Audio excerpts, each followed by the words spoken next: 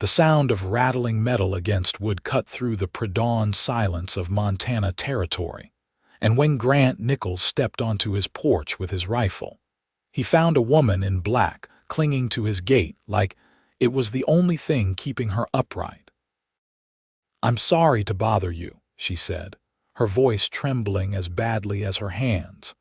Her dark dress hung loose on her thin frame, and even in the weak light of early morning, Grant could see the hollowness in her cheeks, the desperate exhaustion in her eyes. He lowered the rifle immediately, setting it against the porch rail as he strode toward her. "Madam, are you hurt?" She shook her head, but the motion seemed to cost her what little strength remained. Her knees buckled, and Grant caught her just before she hit the ground. She weighed almost nothing in his arms, and up close he could see the dirt on her face, the tears that had cut clean tracks through the dust. "When did you last eat?" he asked, already carrying her toward the house. "I don't. Tuesday, I think." Her words were faint, confused. "What day is it?" "Saturday." Grant pushed through his front door and laid her carefully on the settee near the fireplace. "Saturday, June 14th, 1883. You haven't eaten in 4 days." She didn't answer, her eyes fluttering closed. Grant moved quickly, stoking the fire that had burned low overnight, then heading to the kitchen to heat what remained of last night's stew. While it warmed, he brought a basin of water and a clean cloth back to the main room. "Madam," he touched her shoulder gently, "I need to clean your face." "Can you tell me your name?" Her eyes opened slowly, focusing on him with difficulty. "Violet. Violet Brennan. Mrs. Brennan, I'm Grant Nichols. You're safe here. I'm going to get some food in you and then you can rest." "My husband," she whispered, and fresh tears spilled down her cheeks. "He's dead. Thomas is dead." Grant's hand stilled on the cloth. "I'm sorry. Cholera, 3 weeks ago. We were traveling to Deer Lodge. He said his brother had a ranch there, said we could start fresh." Her breath hitched. "But Thomas died in Butte, and the boarding house owner took everything for the burial and the doctor. I've been walking." "That's nearly 80 miles, Grant said, horror creeping into his voice. "I didn't know what else to do. I couldn't stay there. I had no money, nowhere to go." She looked at him then, really looked at him, and something like shame crossed her face. "I saw your light. I thought maybe you'd have work. I can clean, cook, mend. I'm not asking for charity." "Right now, you're getting charity whether you want it or not," Grant said firmly. He went to the kitchen and returned with a bowl of stew and a piece of bread. "Eat this slowly. Your stomach won't be able to handle much at first." Violet struggled to sit up, and Grant helped her, propping pillows behind her back. She took the bowl with shaking hands, and he watched as she forced herself to eat slowly despite the hunger he could see consuming her. "Thomas's brother," Grant said after a moment. "What's his name? Maybe I know him." "Brennan. James Brennan. He has a ranch somewhere near Deer Lodge, or that's what Thomas said. We only met once years ago." Grant shook his head slowly. "I've lived here 6 years, and I don't know any James Brennan, but Deer Lodge isn't far. We can ask around, send telegrams if we need to." She looked up at him, confusion and something like hope in her brown eyes. "You think I'm going to turn you out after you walked 80 miles? Grant pulled a chair closer and sat down. "You'll stay here until you're back on your feet, and then we'll find your brother-in-law. If he's anywhere in these parts, we'll find him." Violet's eyes filled with tears again. "I don't understand. You don't know me. Why would you help me?" Grant was quiet for a moment, watching the firelight play across her face. She was young, maybe 23 or 24, with dark hair that had come loose from its pins and eyes that held too much grief for someone so young. "My mother always said that we're judged by how we treat those who can't do anything for us in return. Besides, I've been alone on this ranch for 3 years. The company will be nice." She managed a weak smile. "I promise I'll earn my keep as soon as I can stand without falling over." Finish eating first, Grant said. Then sleep. Everything else can wait. Violet did as he said, eating half the bowl before exhaustion overtook her completely. Grant took the bowl from her hands as her eyes closed, and within moments she was asleep.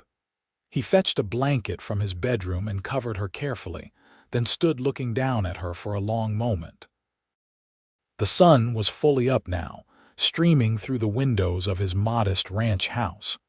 He had cattle to check, fences to mend, 100 tasks that made up the daily rhythm of his life. But Grant found himself reluctant to leave the house, as if this woman might disappear if he took his eyes off her. He forced himself to move, to go about his morning routine. He made coffee, fried eggs and bacon for himself, and left more in the pan for when Violet woke. Then he pulled on his boots and hat and headed outside to tend to the horses. The ranch wasn't much, not yet. Grant had bought the land with money saved from 5 years of working as a ranch hand for bigger outfits. The house was small but solid, built with his own hands over the course of one long summer. He had 30 head of cattle, 3 horses, and a stubborn mule that had come with the property. It was enough for one man to live on if that man didn't mind working from dawn until after dark most days. As he checked the horses, his mind kept returning to the woman sleeping in his house. Violet. She'd walked 80 miles with no food, no water, no supplies. The determination that must have taken, the sheer will to survive, moved something in his chest. Most people would have given up, would have sat down by the roadside and waited for death or rescue. She'd kept walking. Grant was 28 years old and had been alone most of his life. His parents had died when he was 16, victims of a harsh winter and the influenza that followed. He'd worked where he could, never staying anywhere long until he'd saved enough to buy this piece of Montana and put down roots. He'd thought he was content with solitude, with the simple rhythm of work and rest, cattle and seasons. But as he worked through the morning, he found himself hurrying, found himself checking the house more often than necessary. By noon, he gave up the pretense of normal work and headed back inside. Violet was awake, sitting up on the settee with the blanket wrapped around her shoulders. She'd cleaned her face, he noticed, and tried to tidy her hair. She looked less like a ghost now, more like a real woman, though still far too thin and pale. "There's food in the kitchen," Grant said. "Help yourself to whatever you need." "I should be making food for you," Violet protested, starting to stand. "Sit down," Grant said firmly. "You can barely walk. Rest another day at least." "I've rested enough." But even as she said it, she swayed and Grant moved quickly to steady her. "Please," he said, his voice gentler. "Let yourself heal. There's no rush." Violet looked up at him and he realized how close they were standing, his hands on her arms, her face tilted toward his. She had freckles across her nose, he noticed, and her eyes weren't just brown but had flecks of gold in them. "Why are you being so kind?" she asked softly. Grant released her carefully and stepped back. "Because someone should be. Come on, I'll help you to the kitchen." He made her sit at the table while he heated the bacon and eggs, brewed fresh coffee, and cut thick slices from a loaf of bread his neighbor had brought by 2 days ago. Violet ate slowly, more this time, and he could see color starting to return to her face. "Tell me about your ranch," she said after a while. "How long have you been here?" 3 years. Bought the land with savings and built the house myself. It's not much, but it's mine." Grant poured himself more coffee and leaned against the counter. 30 head of cattle right now. "I'm hoping to expand, maybe get up to 100 head in the next few years if the market stays decent." "That's a lot of work for one man." "It is," Grant admitted. "I hire help sometimes during calving season or for the drive, but mostly I manage." Violet looked around the kitchen, taking in the dishes stacked neatly on the shelves, the clean but sparse space. "You keep a tidy house." Learned to take care of myself young, Grant said. Had to, me too. Violet's fingers traced the rim of her coffee cup. My parents died when I was 17. I worked in a hotel in Chicago for 3 years, and that's where I met Thomas. He was a clerk in a law office. We married after courting for 6 months. She was quiet for a moment. He was a good man, kind. He'd always wanted to come west to have land of his own. When his brother wrote about opportunities in Montana, Thomas was so excited.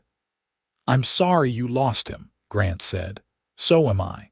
Violet's voice was barely a whisper, "but I'm grateful for the time we had. He taught me that good men exist in this world."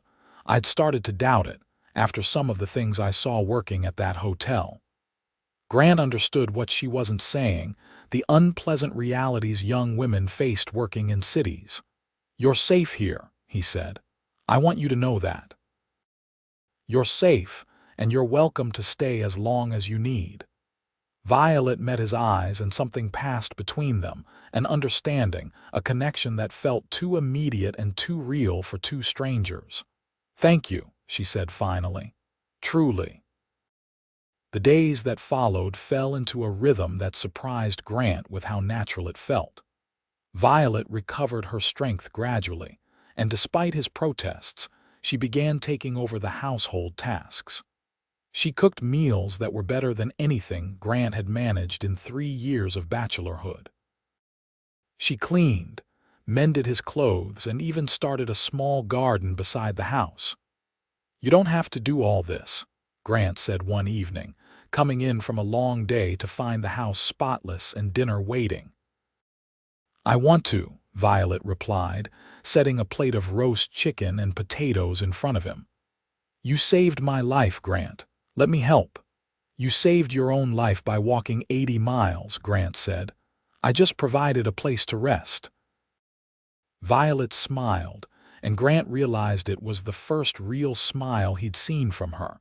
It transformed her face, making her look younger, lighter. "Then let me say thank you the only way I know how." They ate together, talking about small things at first. Grant told her about the neighboring ranches, about Deer Lodge and the people there. Violet told him about Chicago, about her parents who had owned a bakery, about the books she loved to read. "I had to leave them all behind," she said with regret. "When Thomas died, the boarding house owner said I could take one bag. I brought clothes and my mother's Bible, but my books." She trailed off. "There's a library in Deer Lodge," Grant said. "Small, but they have books. I'll take you tomorrow if you're feeling up to it. We can ask about James Brennan, too." Something flickered across Violet's face, gone too quickly for Grant to interpret. "That would be nice," she said quietly. The ride into Deer Lodge the next morning was Grant's first real chance to see Violet outside his house.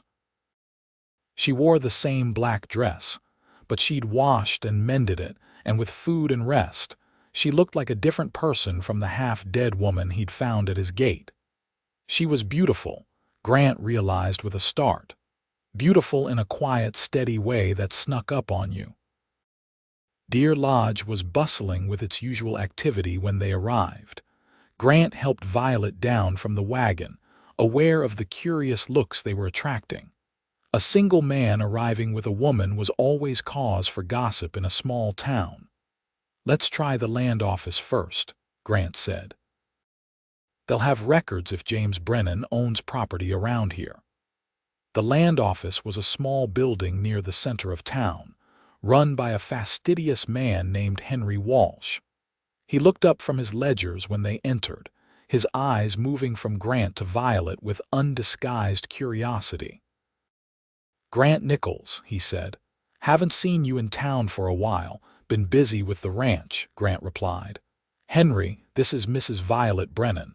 We're looking for information about a James Brennan who might own land near here." Henry frowned thoughtfully. Brennan. Don't recall that name offhand, but let me check the records." He pulled down a large leather-bound book and began paging through it. After several minutes, he shook his head. No, James Brennan listed as a property owner in this county. Are you sure he's in this area? Violet's face fell. My husband said his brother had a ranch near Deer Lodge, but they hadn't been in close contact for several years. Could be he's working someone else's land, Henry suggested. Or maybe he moved on. People come and go out here. Is there anyone else we could ask? Grant said. Maybe the sheriff or the hotel. Sheriff might know, Henry agreed. He keeps track of who's around generally. They thanked him and headed to the sheriff's office. Sheriff Tom Winters was a big man with a weathered face and sharp eyes that missed nothing. He listened to their inquiry, then shook his head slowly. No James Brennan that I know of, he said. But I can send some telegrams to other towns, ask around. Where did your husband last hear from his brother, Mrs. Brennan? 2 years ago, Violet said quietly. The letter just said he was in Montana, near Deer Lodge, doing well with a ranch. 2 years is a long time, the sheriff said, not unkindly. But I'll make inquiries. Where can I reach you with any news? She's staying at my ranch, Grant said, and saw the sheriff's eyebrows rise slightly. Mrs. Brennan was traveling to find her brother-in-law when she took ill. She's recovering at my place. I see. The sheriff's tone was neutral, but Grant could read the speculation in his eyes. I'll send word if I learn anything. They left the office, and Grant could see the disappointment weighing on Violet's shoulders. We'll find him, he said.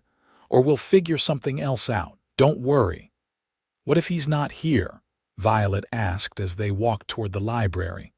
What if Thomas was wrong or James moved on? What will I do then? Grant stopped, turning to face her. Then you'll figure something out. You're not the helpless woman who showed up at my gate anymore, Violet. You're strong. You'll survive whatever comes. Will I? She looked up at him, and her eyes were bright with unshed tears. Sometimes I don't feel strong at all. Walking 80 miles on no food is strong, Grant said firmly. Getting up every day after losing your husband is strong. You're one of the strongest people I've ever met. A tear slipped down her cheek, and before Grant could think better of it, he reached up and brushed it away with his thumb. The gesture was intimate, too intimate for two people who'd known each other less than a week, but neither of them moved away. Thank you, Violet whispered, for everything. The moment stretched between them, charged with something Grant didn't want to name yet. Then Violet stepped back and the spell broke. The library, she said, her voice not quite steady. Right, the library. The library was small, just 2 rooms in a building owned by the church, but Violet's face lit up when she saw the shelves of books. The librarian, an elderly woman named Mrs. Patterson, greeted them warmly and showed Violet around while Grant waited near the door. He watched Violet move among the shelves, her fingers trailing over the spines of books, and something in his chest tightened. She looked like she belonged here, like this small moment of peace and pleasure was something she'd been denied for too long. He wanted to give her more moments like this. He wanted to see her smile like that every day. The thought scared him. It had been less than a week. He barely knew her. But Grant had always trusted his instincts, and his instincts were telling him that Violet Brennan was going to be important to him, maybe the most important person in his life. Violet checked out 3 books, cradling them like treasures as they left the library. They bought supplies at the general store, and Grant insisted on getting fabric and thread when he saw Violet looking at the dress materials wistfully. You need more than one dress, he said when she protested. I can't afford new dresses, Grant. Consider it payment for all the cooking and cleaning you've been doing, Grant said. You've earned it twice over.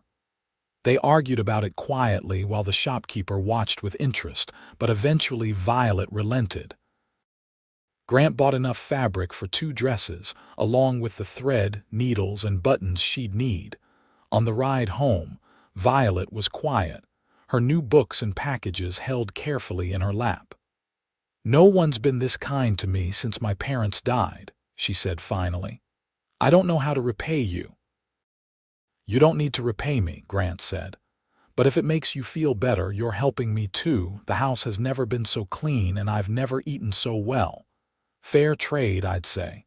Violet smiled slightly. "If you say so." They rode in comfortable silence for a while, the wagon rattling along the rutted road. The Montana landscape stretched out around them, big and wild and beautiful. Grant glanced at Violet and saw her looking out at the mountains, her expression peaceful. "You like it here?" he asked. "Montana, I mean." "I do," Violet said, and she sounded a little surprised. "I thought I'd miss the city, but this is." She gestured at the open land. "There's room to breathe here, room to be." "That's why I came west," Grant agreed. "Felt too crowded back east, even in the small towns. Out here, a man can build something that's truly his own." "Or a woman," Violet added softly. "Or a woman," Grant agreed. When they arrived back at the ranch, Grant unloaded the supplies while Violet went inside to start dinner. As he unhitched the horses, he found himself thinking about the future in ways he hadn't before. He'd always planned to expand the ranch, to build something substantial. But now he found himself imagining what it would look like with Violet there, imagining the house with curtains she'd made, with her garden growing larger every year, with her laughter filling the rooms. He was in trouble, Grant realized. Deep trouble. Because Violet was still in mourning for her husband, still searching for her brother-in-law, still just passing through his life. And he was falling for her anyway. Over the next few weeks, life on the ranch settled into a pattern that felt dangerously like permanence. Violet made the house into a home, adding touches that Grant had never bothered with but found he appreciated. Wildflowers appeared in jars on the table.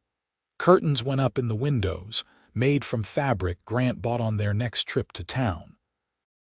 The garden flourished under her care, providing fresh vegetables for their meals. Grant found excuses to work closer to the house during the day. He fixed the fence around the garden, repaired the porch steps that had been sagging for a year, built a new chicken coop when Violet mentioned missing fresh eggs. She thanked him for each improvement, her smiles coming more frequently now, her grief softening into something she could carry without it crushing her. They talked during meals, during evenings sitting on the porch watching the sun set, during the quiet moments that make up a life. Grant learned that Violet had wanted to be a teacher before her parents died.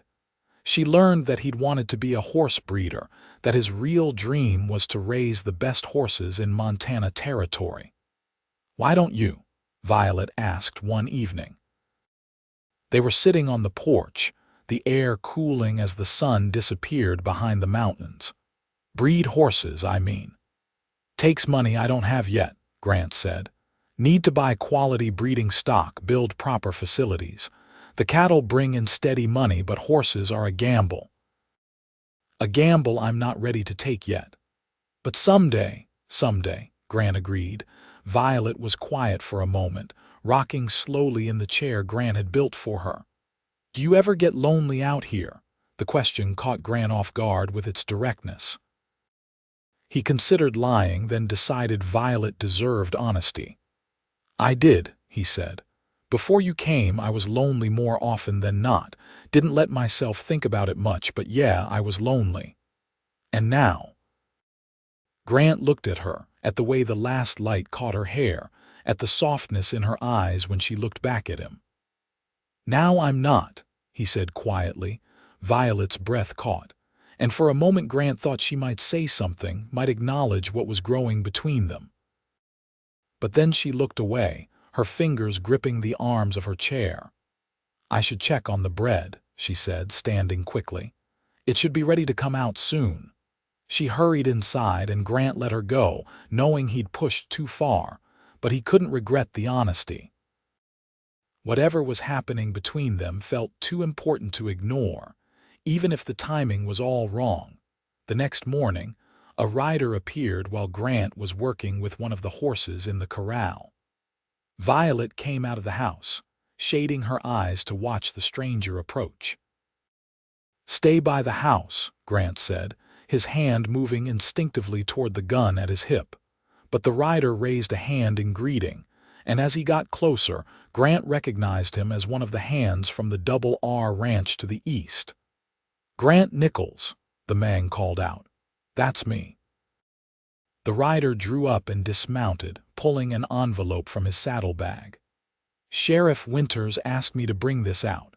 Said it was important." Grant took the envelope, tipping the man for his trouble before he rode off. Violet had come closer, her face tight with anticipation. "It's from the sheriff," Grant said, opening it carefully.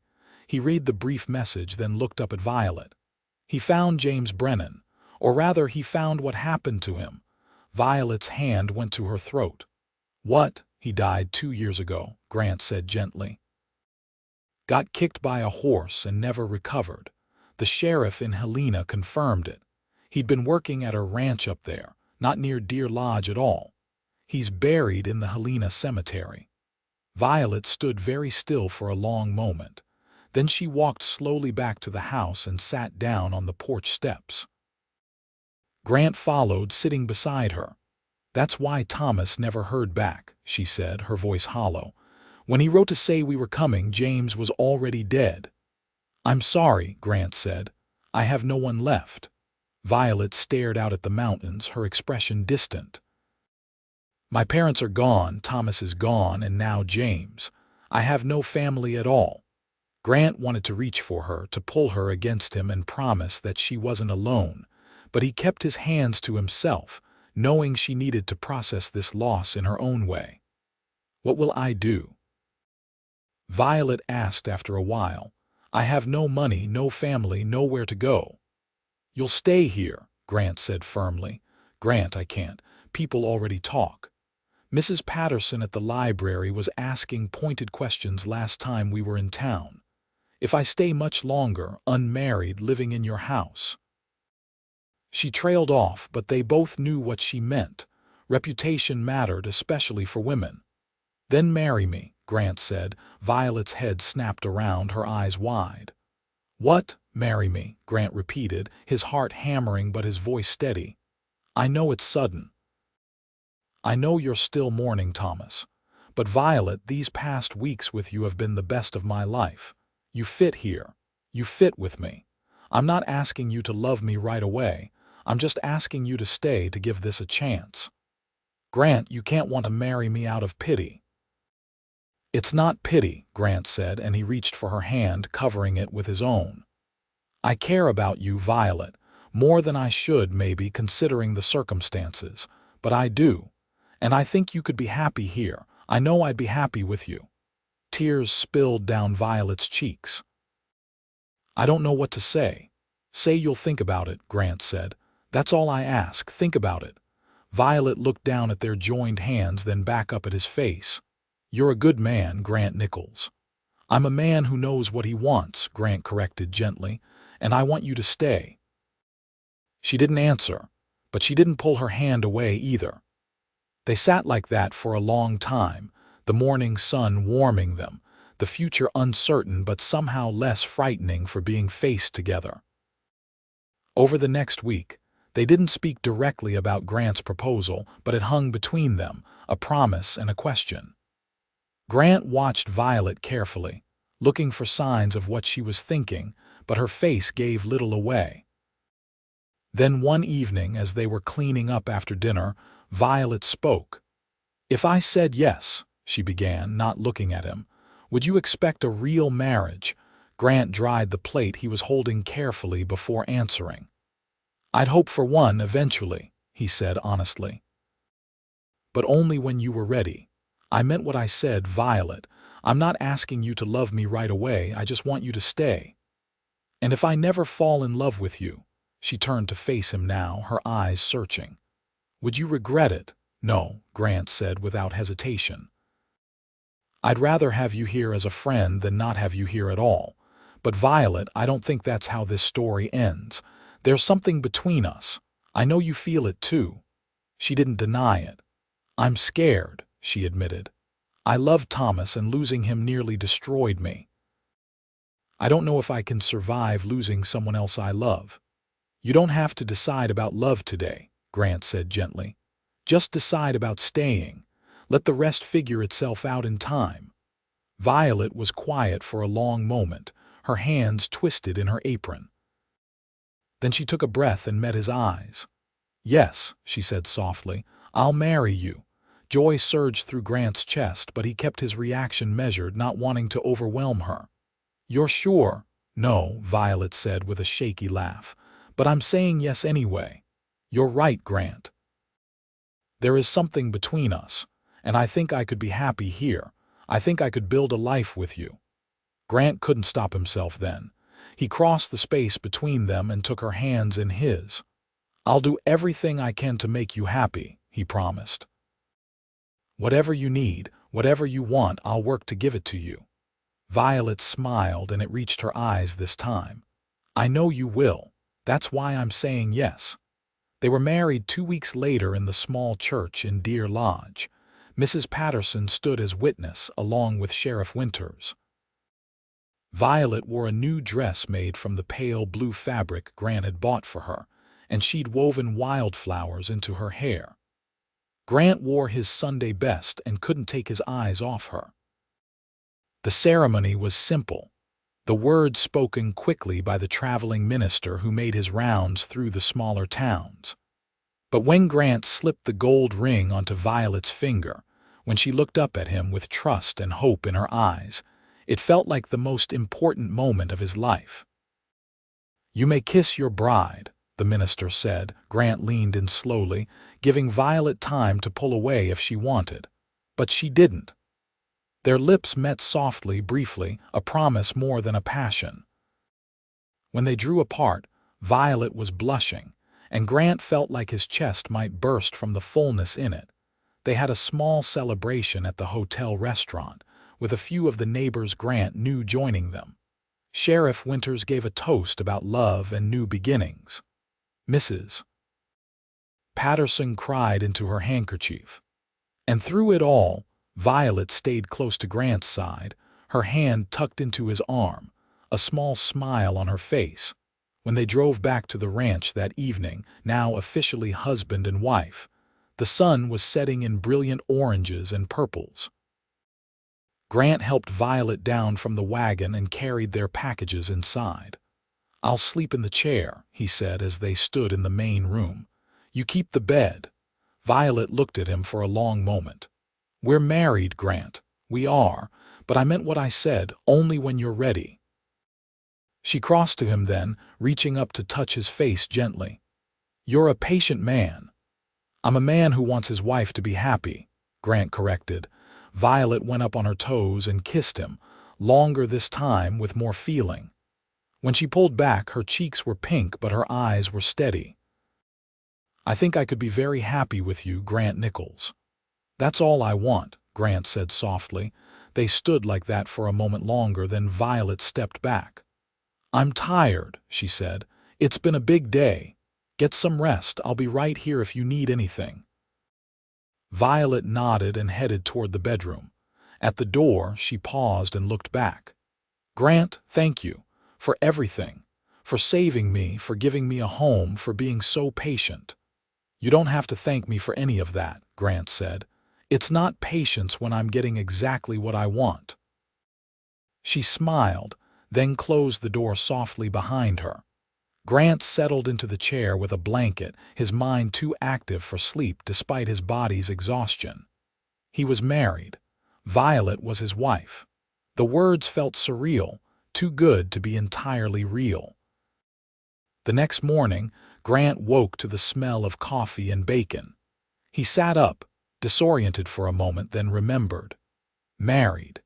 He was married now.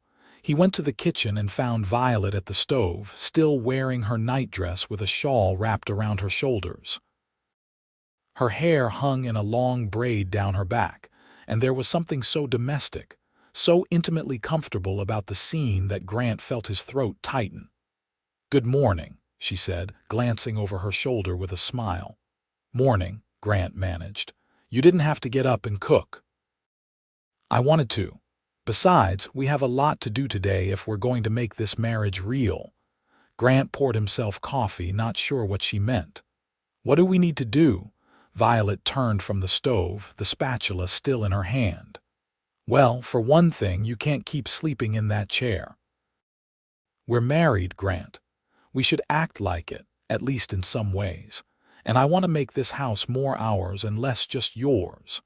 I have ideas for the main room, and the garden needs expanding if we're going to preserve enough vegetables for winter." Grant found himself grinning. "You've been thinking about this." "I've been thinking about a lot of things," Violet admitted. She turned back to the stove, flipping the bacon.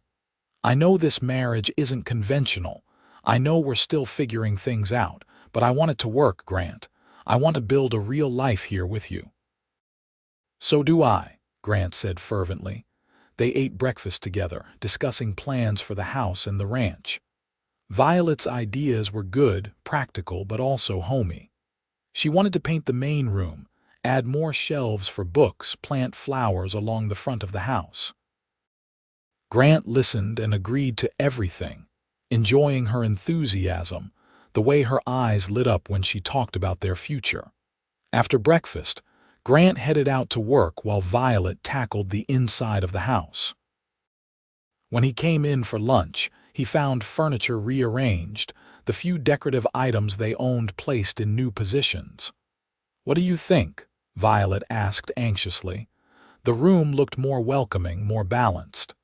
"It's perfect," Grant said honestly. They fell into a new rhythm after that, the rhythm of married life. Grant worked the ranch and Violet managed the house. They cooked together sometimes, worked in the garden together, sat together on the porch in the evenings. And slowly, carefully, they began to really know each other. Grant learned that Violet was afraid of thunderstorms, a fear left over from the tornado that had destroyed her parents' bakery when she was a child. He learned that she had a beautiful singing voice that she only used when she thought she was alone. He learned that she was stubborn when she thought she was right, compassionate to a fault, and possessed of a wry sense of humor that caught him off guard sometimes. Violet learned that Grant was an early riser who liked to watch the sunrise, that he talked to his horses like they were people, that he had a temper, but it took a lot to trigger it. She learned that he read more than most cowboys she'd known, that he had ambitions beyond just surviving, that he was thoughtful in ways that constantly surprised her. And gradually, without either of them quite noticing the exact moment it happened, the guest bedroom stopped being used. Grant started sleeping beside Violet, first on top of the covers, then under them. They'd lie in the darkness talking until sleep claimed them, and Grant would wake to find Violet curled against his side, her head on his chest. One night, about 2 months after their wedding, Violet rolled toward him in the darkness and kissed him. Not the gentle, chaste kisses they'd shared before, but something deeper, more intentional. "Violet," Grant breathed, pulling back slightly. "Are you sure?" "I'm sure," she whispered. "I'm ready, Grant. I'm ready for this to be a real marriage in every way. I don't want you to feel obligated. I don't." She took his hand and placed it over her heart. He could feel it racing. "I'm nervous, but I want this. I want you." Grant searched her face in the moonlight streaming through the window. Her eyes were clear, certain. "Okay," he said softly and kissed her again. They came together slowly, gently, Grant letting Violet set the pace. And afterward, holding her close with her head on his chest and his arms around her, Grant felt a completeness he'd never experienced before. "I love you," Violet whispered into the darkness.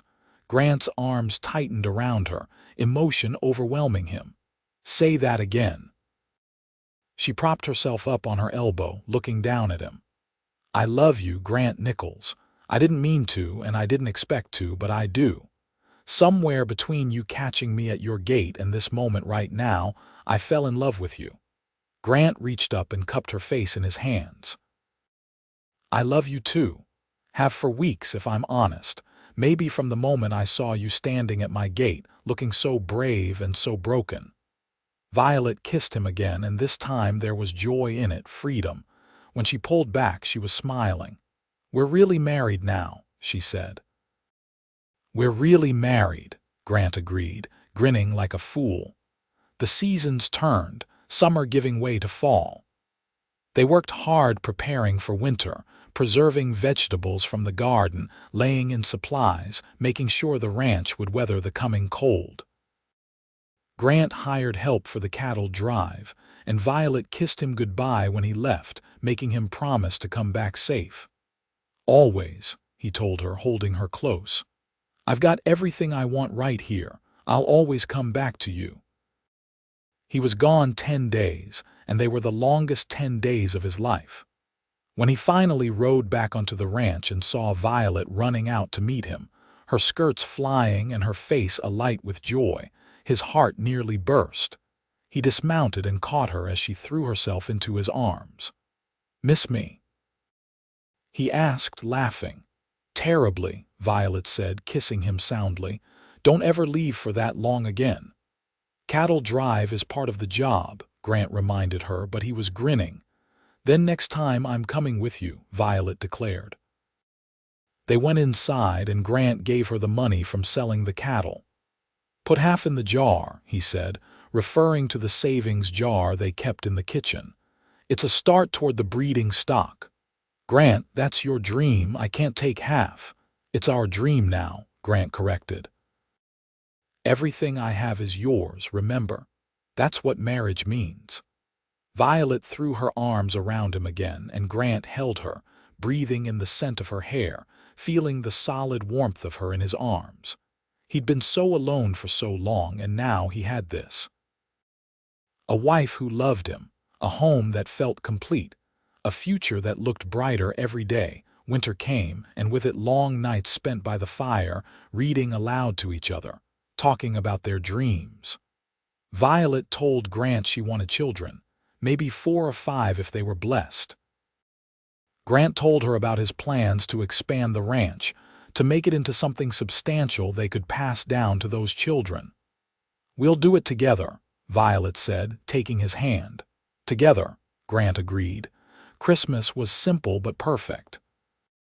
Grant carved Violet a jewelry box from pine, working on it secretly in the barn for weeks.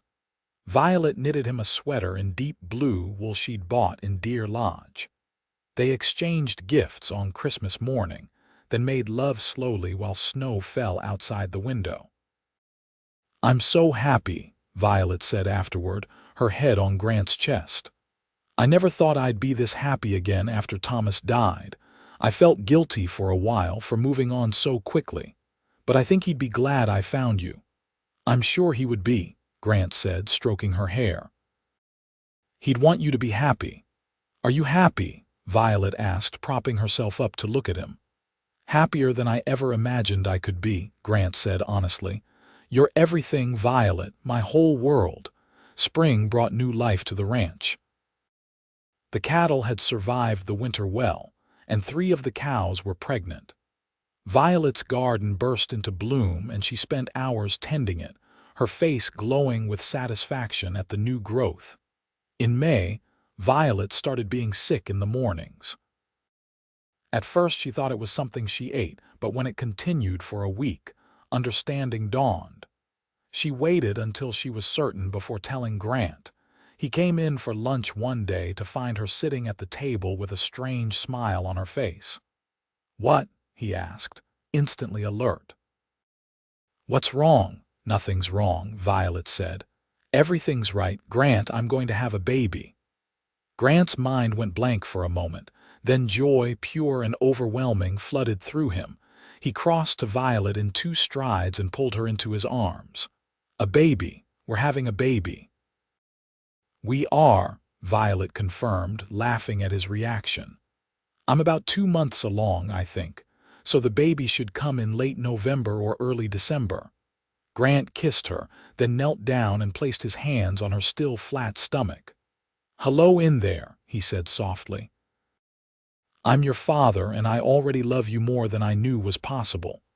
Tears streamed down Violet's face. "You're going to be such a good father. I'm going to try," Grant promised, looking up at her. "Are you happy?" "So happy," Violet said. "Scared, but happy." "Me too," Grant admitted. They made plans immediately. Grant built a cradle in the barn, working carefully to make it smooth and perfect. Violet sewed baby clothes, tiny gowns and blankets, her hands busy whenever she sat down. They argued good-naturedly about names. Grant wanted traditional names. Violet wanted something more unusual. As Violet's belly grew, Grant became increasingly protective. He didn't want her lifting anything heavy, working too hard in the garden, overdoing anything. Violet tolerated his fussing with good humor most of the time, though occasionally she had to remind him that women had been having babies since the beginning of time. "I know," Grant would say, "but you're not just any woman. You're my woman carrying my baby. Let me fuss." And Violet would smile and let him fuss, because she knew it came from love. In late July, Mrs. Patterson from the library rode out to visit. She'd become a friend over the past year, bringing books and news from town. But this visit was different. "I need to talk to you about something," she said after they'd had tea. "There's talk in town about a widow coming west, about you two marrying so quickly after her husband died. Some of the church ladies are saying uncharitable things." Violet's face fell, and Grant's jaw tightened. "What kind of things?" "That the marriage was improper, that Violet trapped you, that the baby probably isn't even yours," Mrs. Patterson said bluntly. She held up a hand when Grant started to speak. "I know it's all nonsense, and I've told them so, but I wanted you to be prepared. The talk is getting worse, not better." "Let them talk," Grant said harshly. "I don't care what a bunch of bored gossipers think." "I care," Violet said quietly. "Grant, if people think poorly of us, it will affect the baby. It will affect everything we're trying to build here." "Then what do you suggest?" Grant asked, trying to rein in his anger. "I suggest you live your lives and show them all how wrong they are," Mrs. Patterson said. "Come to church, participate in town events, be visible and be obviously in love. It's the best way to counter gossip." So they did. Despite Grant's preference for privacy, they started attending church most Sundays. They went to the town socials and barn dances, and they didn't hide their affection for each other. Grant kept his hand on the small of Violet's back, helped her carefully over rough ground, looked at her like she hung the moon. And Violet smiled at him, touched his arm when she talked to him, made it clear to anyone watching that theirs was a love match. Slowly, the gossip died down. People could see that Grant and Violet were genuinely happy together, genuinely in love. And when Violet's pregnancy became obvious, the church ladies who had been the worst gossips became her biggest supporters, bringing baby gifts and advice. "People are strange," Violet said one evening after particularly effusive well wishes from a woman who'd called her a hussy just 3 months before. "People like a good story," Grant corrected. "And we're giving them one. Cowboy rescues widow, falls in love, starts a family." "It's romantic when you look at it that way." "I suppose it is," Violet agreed, settling back against his chest. They were on the porch, watching the sun set as they did most evenings. Violet's belly was large now, the baby due in just over a month. "Do you ever regret it, taking me in that day?" "Never," Grant said without hesitation. "You're the best thing that ever happened to me, Violet. You and this baby." He placed his hand on her belly and the baby kicked against his palm, making them both laugh. "See, the baby agrees." November arrived cold and clear. Grant had stocked the house with everything they might need, brought the midwife out twice to check on Violet, and generally driven his wife to distraction with his worrying. "The baby won't come any faster because you're pacing," Violet told him one morning. I'm not pacing. I'm walking with purpose.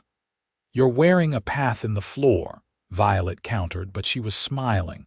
The baby came on the evening of November 23rd, just as the first snow of winter began to fall. Grant rode hard to fetch the midwife, Mrs. Cooper, a no-nonsense woman who delivered half the babies in the county. She took over the bedroom, shooing Grant out with instructions to boil water and stay out of the way. Grant paced in the main room, hearing Violet's cries through the door and feeling utterly helpless. It seemed to go on forever, though Mrs. Cooper later told him it was actually a quick labor for a first baby. And then, just after midnight, he heard a new sound. A baby crying. Mrs. Cooper opened the door, smiling broadly. "You have a son, Mr. Nichols. Strong and healthy. Come meet him." Grant stumbled into the bedroom. Violet was propped up in bed, exhausted and sweaty and more beautiful than he'd ever seen her. In her arms was a tiny bundle, red-faced and wailing. "Grant," she said softly, "come see our son." He approached slowly, reverently, and looked down at his child for the first time. The baby had stopped crying and was looking around with unfocused eyes. He had a shock of dark hair and tiny perfect fingers that waved in the air. "He's perfect," Grant breathed. "You're perfect." "Violet, you're amazing." "We made him together," Violet said, smiling tiredly. "Do you want to hold him?" Grant's hands shook as he took the baby, supporting his head carefully the way Mrs. Cooper showed him. His son was so small, so fragile. Grant felt the weight of responsibility settle over him like a mantle. This was his child, his son, someone who would depend on him for everything. "Hello, little one," he said softly. "I'm your papa. I've been waiting to meet you." The baby yawned, and Grant felt his heart completely, utterly captured. "What should we name him?" he asked Violet. "I was thinking about your father," Violet said. "What was his name?" Henry Nichols." "Then Henry it is," Violet decided. "Henry Nichols, Jr." "Henry," Grant repeated, looking down at his son. "Welcome to the world, Henry." The first months with a baby were harder than Grant had imagined. Henry was colicky, crying for hours at a time, and Violet was exhausted from nursing him and getting so little sleep. Grant helped as much as he could, walking the floor with Henry, changing diapers, doing the household chores so Violet could rest. "I'm sorry," Violet said one morning, tears streaming down her face. She'd been up all night with the baby and Henry was crying again. "I don't know what's wrong. I've fed him and changed him and rocked him and he just keeps crying." Grant took the baby from her gently. "You're not doing anything wrong. He's just a baby, they cry. Why don't you go lie down for a while? I'll handle him." "You have work to do." "The work can wait. You need to rest." Violet was too tired to argue. She stumbled to the bedroom while Grant walked with Henry, patting his back and humming tunelessly. Eventually, miraculously, the baby settled and fell asleep. Grant kept holding him, afraid to move and wake him up, and stood looking out the window at the snow-covered ranch. This was his life now. A wife he loved more each day, a son who depended on him completely, a ranch to run. It was overwhelming and terrifying and absolutely perfect. Henry grew, as babies do. By spring, he was smiling and laughing and the colic had passed. Violet regained her strength and her confidence. And Grant learned how to balance fatherhood with ranching, how to work hard during the day and still have energy for his family at night. On their second wedding anniversary, Grant gave Violet a locket with a picture of Henry inside. She gave him a watch that had belonged to her father. They exchanged gifts and kisses while Henry napped, and marveled at how much their lives had changed in 2 years. "You remember the day we met?" Violet asked. They were lying in bed, the afternoon sun streaming through the window. "You looked so frightened when you saw me at your gate." "I thought you were a ghost at first," Grant admitted. "You were so pale, so thin. I'd never seen anyone look so close to death and still be standing. I'm glad you were kind anyway, Violet said. A different man might have turned me away. I couldn't have, Grant said. Not once I saw you. There was something in your eyes even then, strength and determination. I knew right away you were someone special. Violet rolled toward him, propping her head on her hand. I fell in love with you so fast it scared me. I felt guilty for months, like I was betraying Thomas's memory. Do you still feel guilty? No, Violet said firmly. Thomas was a good man and I loved him. But you're a good man too, and I love you just as much. Maybe more, because we've built this life together, created this family. You're my partner, Grant, my equal, and I'm grateful every day that I ended up at your gate. Grant pulled her close and kissed her deeply. I'm the grateful one. You saved me as much as I saved you that day. Then we saved each other, Violet said. Henry started crying from the main room, demanding attention. They laughed and got up, ready to face the rest of the day together. The years passed in the way years do when life is good. Henry grew into a curious, energetic toddler who followed Grant everywhere, wanting to help with everything. Violet got pregnant again when Henry was 2, and this time she gave birth to a daughter they named Grace, after Violet's mother. Grant expanded the ranch gradually, buying more cattle, improving the breeding stock. He finally bought his first quality stallion when Henry was 3, starting the horse breeding operation he'd always dreamed of. Violet's garden grew larger every year, and she started selling preserved vegetables and jams in Deer Lodge, bringing in her own money and feeling proud of the contribution. They had another son when Grace was 2, a boy they named Joseph. And then, to their surprise, twins arrived when Joseph was 3, a boy and girl they named Samuel and Lily. 5 children, Grant said, lying in bed after the twins' birth, feeling shell-shocked. We have 5 children. You said you wanted a big family, Violet reminded him, though she looked tired. I did. I do.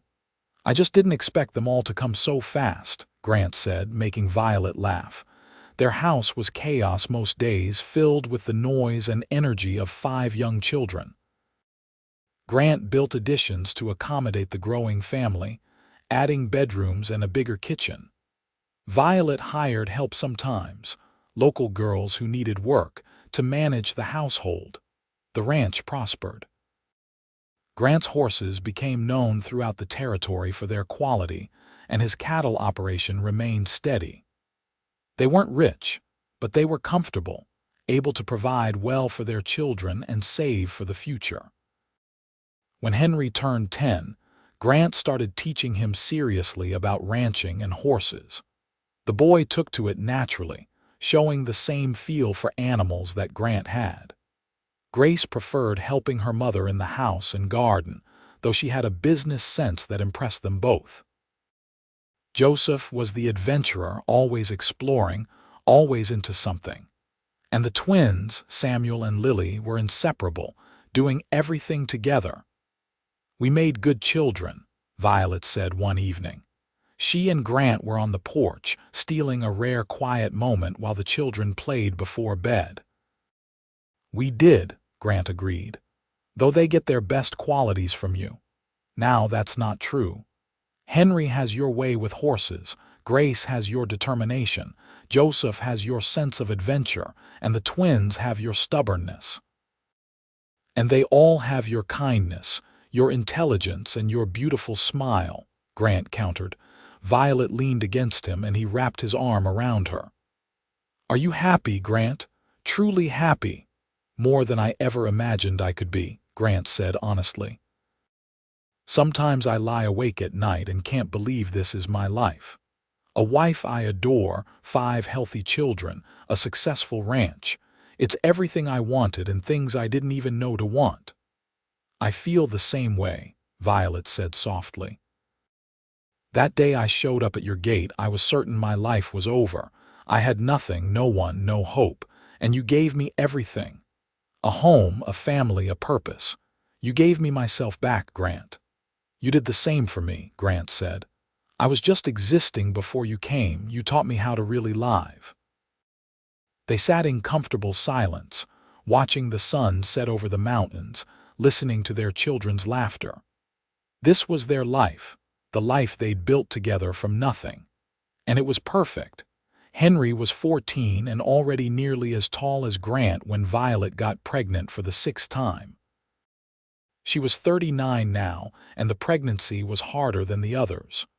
Grant worried constantly, hovering until Violet threatened to send him to sleep in the barn.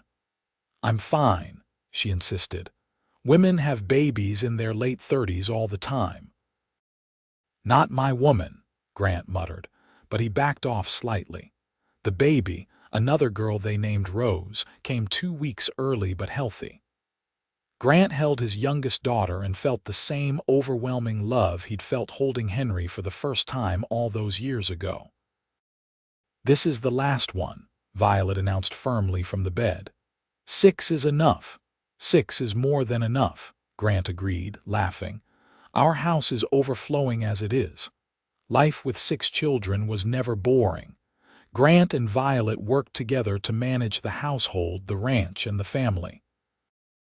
They had their share of problems, childhood illnesses and accidents, disagreements and difficult times.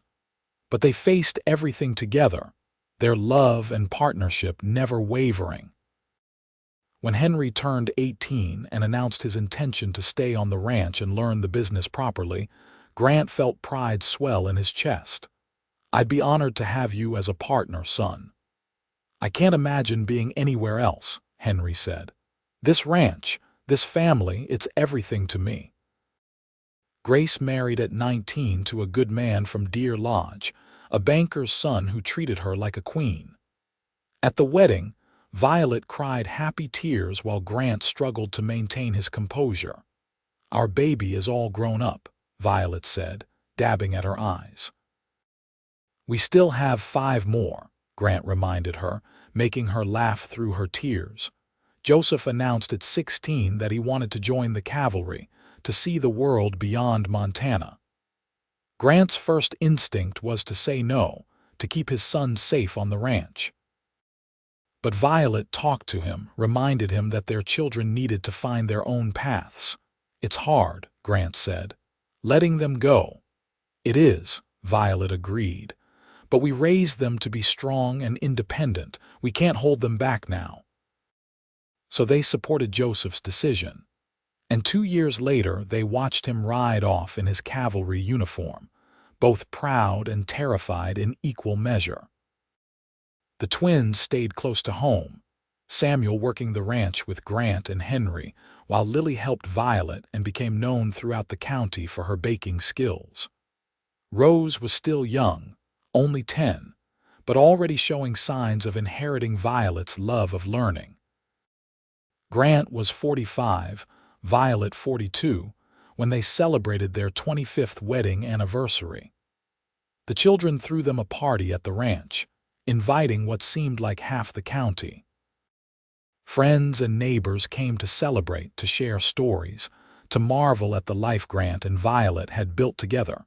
Sheriff Winters, now long retired, stood to give a toast. 25 years ago, Grant Nichols came into my office with a widow he'd found at his gate. I remember thinking they made an odd pair, wondered if the marriage would last a year. I've never been happier to be wrong. These two have built something special, not just a successful ranch but a real family, a real partnership. To Grant and Violet, may you have 25 more years together. Everyone cheered and drank. Grant stood and pulled Violet to her feet. "I want to say something too," he announced. The room quieted. 25 years ago, this woman showed up at my gate, shaking and starving and asking for help. I thought I was saving her that day, but really, she saved me. "Violet, you made my life complete. You gave me children, love, purpose. Everything good in my life started the day you appeared at my gate and said, 'I'm sorry to bother you. You're not a bother. You never were. You're my everything.'" Violet was crying openly now, and so were half the people in the room. Grant kissed her, not caring that everyone was watching, pouring 25 years of love into that kiss. "I love you," Violet whispered when they broke apart. "I love you more," Grant replied. "That's impossible," Violet said, smiling through her tears. The party went late into the night, filled with dancing and music and laughter. Grant and Violet danced together, moving slowly despite the upbeat music, content just to hold each other. "You remember learning to dance?" Violet asked. Grant laughed. "You mean when I stepped on your feet for an hour straight at that first barn dance? You've improved significantly since then." "I had a good teacher," Grant said, spinning her carefully. "Thank you, Violet, for everything. For staying, for building this life with me, for loving me." "Thank you for being the kind of man worth staying for," Violet replied. "For being my partner, my love, my everything." As they danced under the Montana stars, surrounded by their children and friends, Grant thought back to that morning 25 years ago. He'd been alone then, content enough but without real purpose. And then Violet had appeared at his gate, broken and desperate, and changed everything. She'd said she was sorry to bother him, but she'd become his everything, just as he'd told her. His wife, his partner, the mother of his children, the love of his life. And he'd become hers too, building a life together that neither of them could have imagined that first morning. The years continued to pass, bringing grandchildren and new adventures, challenges and triumphs.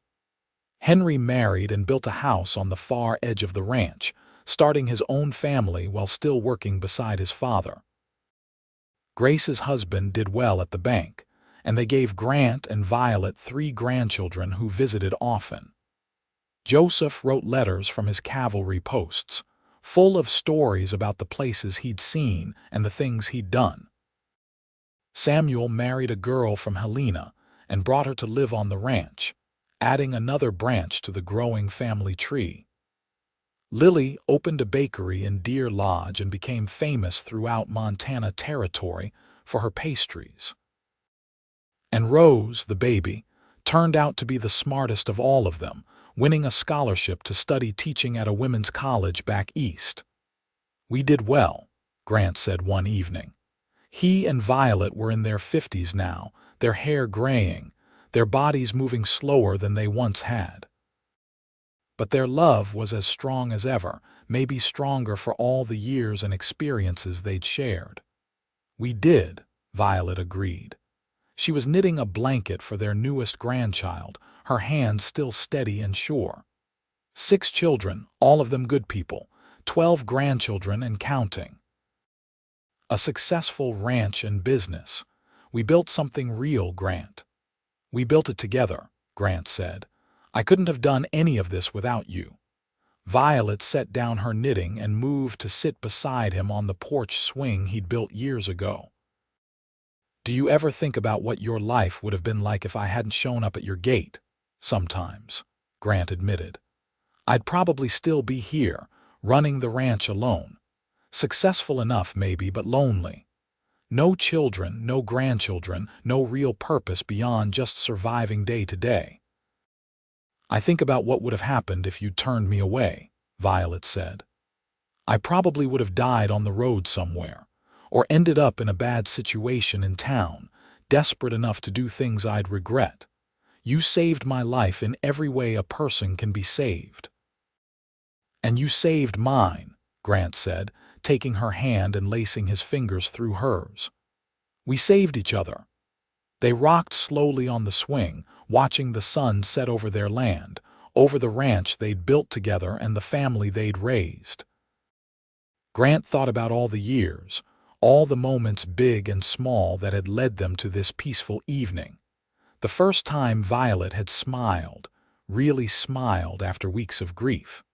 The first time they'd made love as husband and wife, holding each of their children for the first time.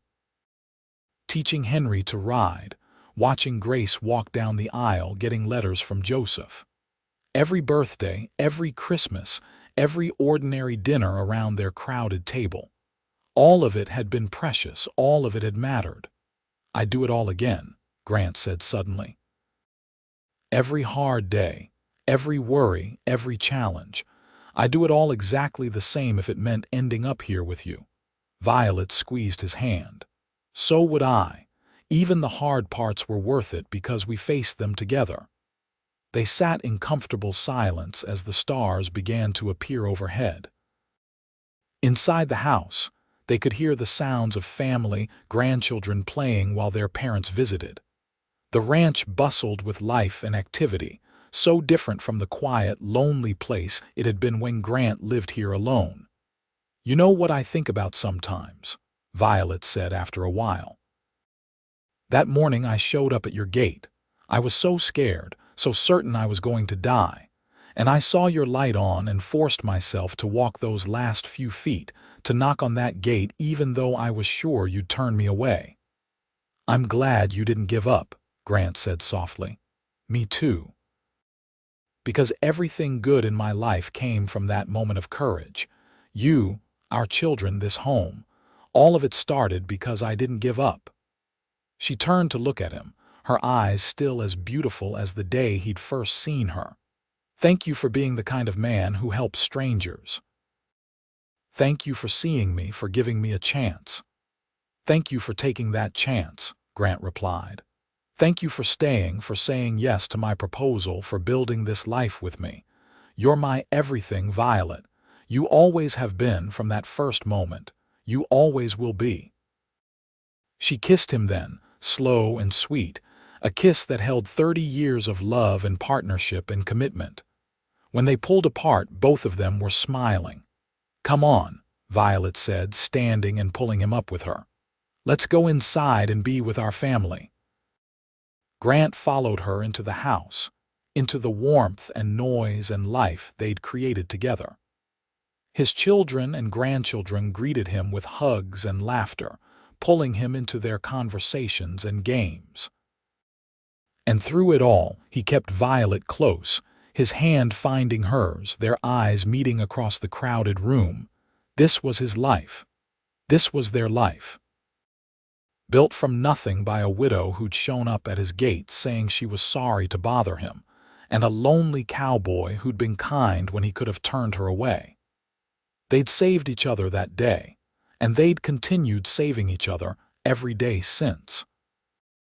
As Grant looked around at his family, at the legacy he and Violet had built together, he felt a deep and abiding contentment.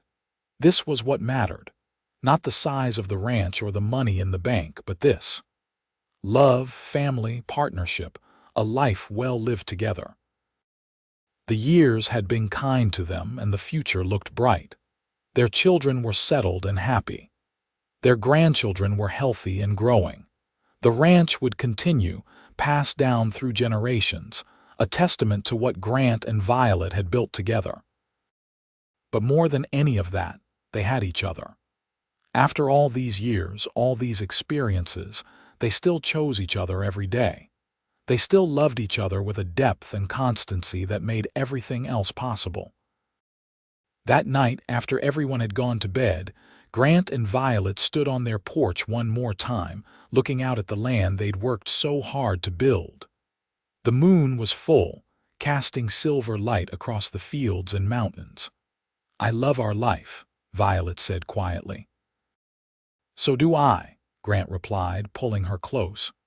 "Every single day of it." They stood there together, two people who'd started with nothing and built everything, who'd found each other in the hardest of circumstances and created a love that would last forever.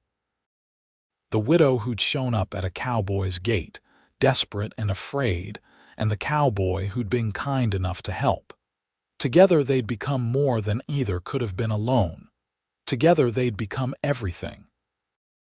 And as they headed inside to sleep, wrapped in each other's arms, both of them knew that whatever years remained to them would be spent exactly like this.